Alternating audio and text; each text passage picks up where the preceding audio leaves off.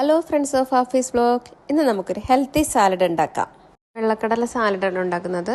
ഒരു കപ്പ് വെള്ളക്കടല 8 മണിക്കൂർ കുതിർത്ത് വേവിച്ച് ഉപ്പും ജസ്റ്റ് കുറച്ച് കുരുമുളക് പൊടി ഇട്ട് വേവിച്ച് എടുത്ത വെള്ളക്കടലയാണ് ഒരു കപ്പ്. അതിലേക്ക് ഞാൻ ജസ്റ്റ് പെപ്പർ, മഞ്ഞൾപ്പൊടി, മുളക് പൊടി, ഗരം മസാല, പിന്നെ നാരങ്ങനീര് പിഴിഞ്ഞ് വെച്ച് മാഗ്നേറ്റ് ചെയ്ത ചിക്കൻ്റെ ബ്രസ്റ്റ് കട്ട് ചെയ്ത് ഫ്രൈ ചെയ്തെടുത്താണ്.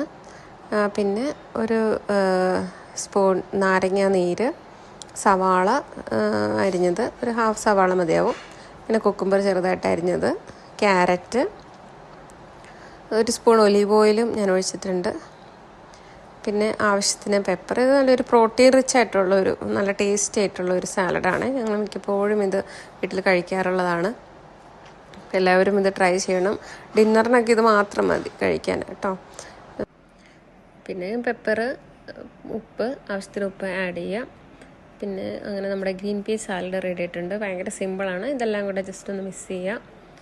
നിങ്ങൾക്ക് വേണമെങ്കിൽ ലെറ്റ്യൂസ്, അനാർ, ഗ്രീൻ ആപ്പിൾ ഇതൊക്കെ വേണമെങ്കിൽ ആഡ് ചെയ്യുക, നിങ്ങളുടെ ഇഷ്ടം. ഞാൻ എപ്പോഴും സ്ഥിരമായിട്ട് ഇതൊക്കെയാണ് ആഡ് ചെയ്യുക. അങ്ങനെ പ്രോട്ടീൻ റിച്ച് ആയിട്ടുള്ള ചിക്ക് പീസ് സാലഡ് റെഡി ആയിട്ടുണ്ട്.